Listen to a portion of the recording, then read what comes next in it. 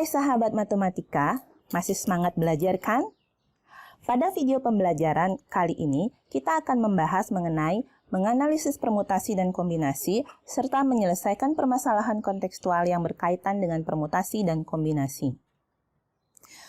Masih ingatkah dengan simbol ini? Ya, ini adalah simbol dari notasi faktorial, dibacanya n faktorial. N faktorial adalah perkalian n bilangan asli pertama.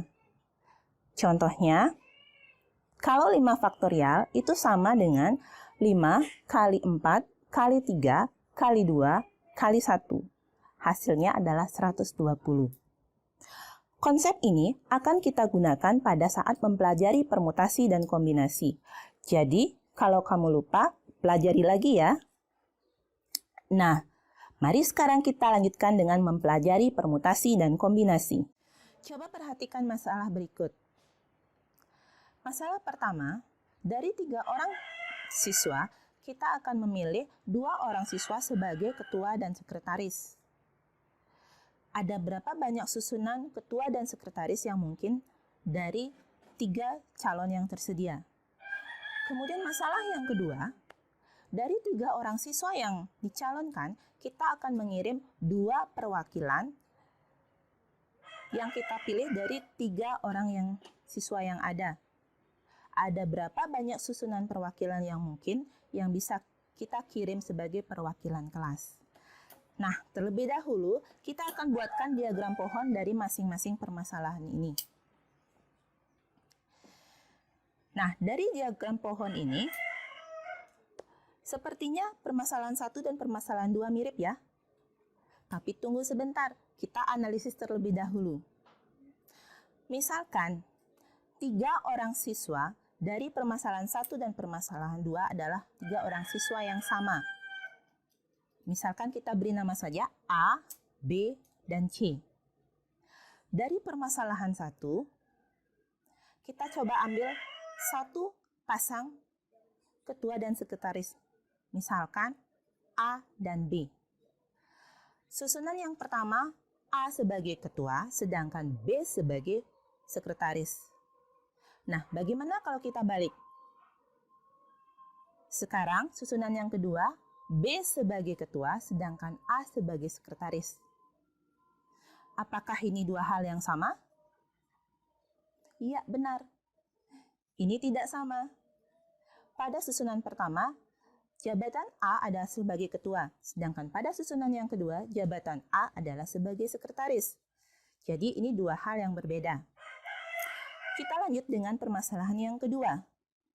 Kita ambil 1 pasang yang sama juga, A dan B.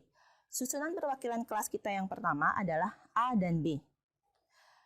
Bagaimana sekarang kalau kita balik? Susunan yang kedua adalah B dan A.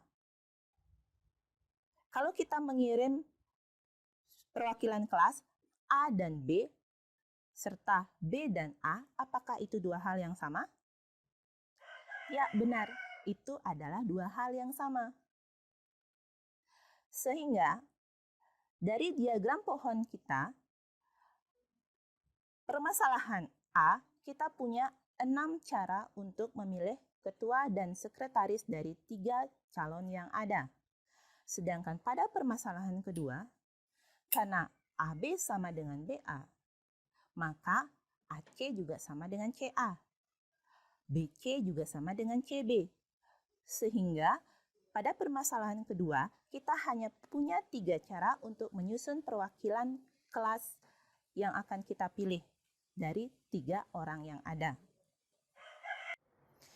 Permasalahan pertama itu adalah permasalahan tentang permutasi. Sedangkan permasalahan yang kedua adalah permasalahan tentang kombinasi. Nah, berdasarkan analisis yang sudah kita lakukan, apa yang membedakan permutasi dan kombinasi? Ya, benar. Pada permutasi, susunan AB itu tidak sama dengan BA. Jadi, pada permutasi kita memperhatikan urutan. Sedangkan pada permasalahan kedua, pada kombinasi, susunan AB itu sama dengan BA. Jadi, pada kombinasi, urutan tidak diperhatikan. Untuk lebih jelasnya, permutasi adalah susunan unsur-unsur yang urutannya diperhatikan. Ada 3 jenis permutasi yang sering kita pelajari. Yang pertama adalah permutasi N unsur yang diambil R unsur. Itu sama dengan N faktorial per N min R faktorial. Yang kedua, permutasi dengan beberapa unsur yang sama. Itu sama dengan N faktorial per N1 faktorial kali N2 faktorial kali N3 faktorial sampai kali NR faktorial, di mana N1, N2, N3 sampai NR itu adalah unsur-unsur yang sama. Dan tentunya N1 tambah N2 tambah N3 tambah sampai NR itu tidak boleh lebih dari N unsurnya. Yang ketiga, permutasi siklis.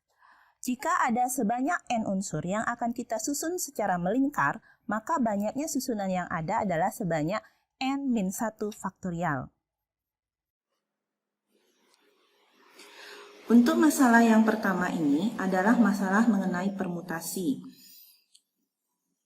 Dari 3 orang siswa, berarti N-nya ada 3, akan dipilih 2 orang siswa menjadi ketua kelas dan sekretaris. Berarti R-nya adalah 2.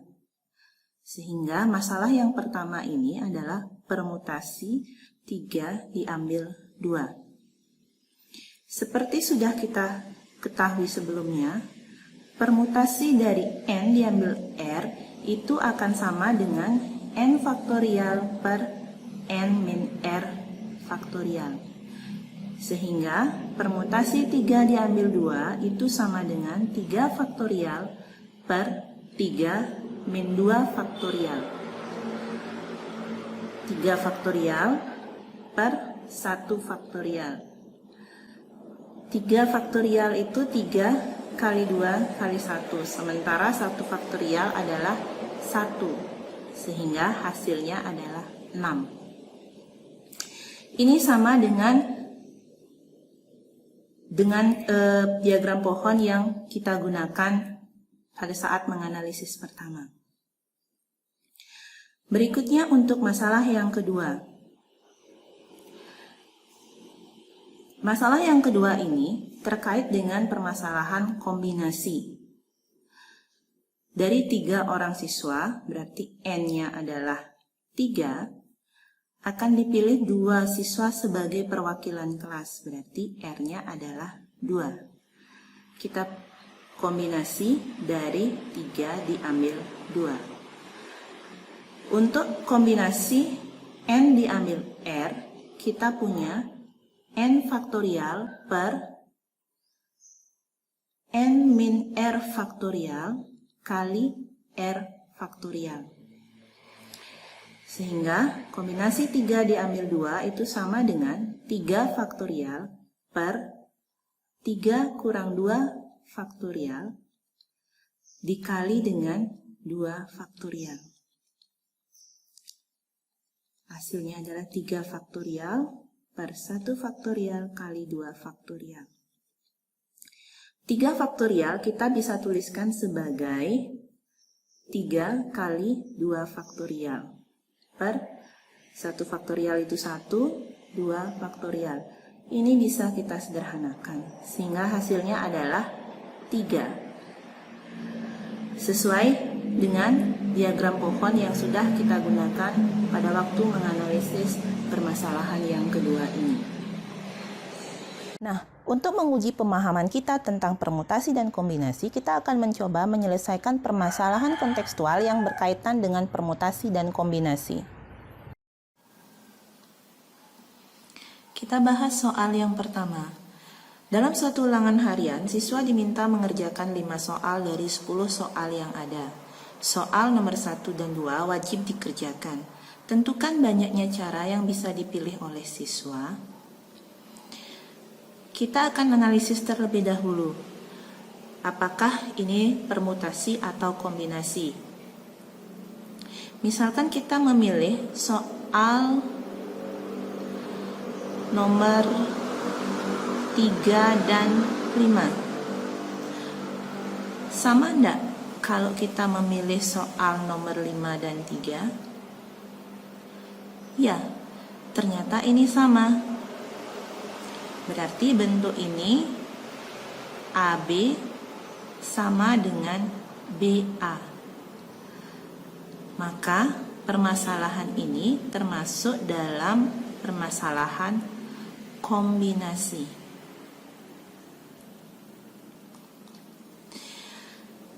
Nah, sekarang dari soal ini kita harus menentukan N-nya berapa dan R-nya berapa. Ada 10 soal yang ada. Kemudian kita diminta mengerjakan 5. Akan tetapi soal nomor 1 dan 2 wajib dikerjakan. Sehingga kita hanya perlu memilih lagi 3 soal. Berarti R-nya adalah 3. Karena 1 dan 2 sudah dikerjakan, dari 10 soal yang ada, berarti kita akan memilih 3 soal dari 8 soal yang ada. Sehingga N-nya itu adalah 8. Kita hitung sekarang.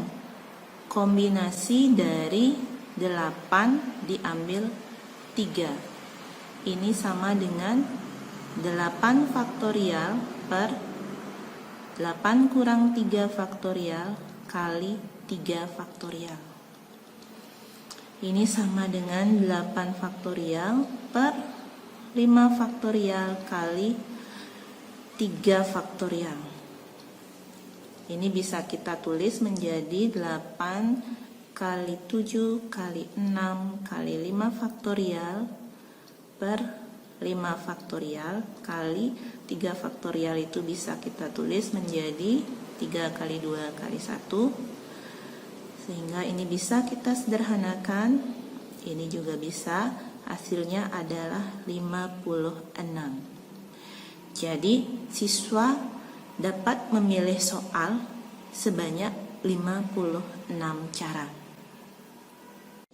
Untuk soal yang kedua, ada seorang tukang jahit yang memiliki 10 macam warna kain.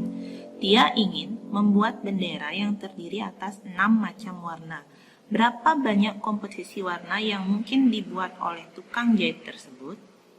Gambar di samping adalah ilustrasi warna benderanya. Hanya contoh saja.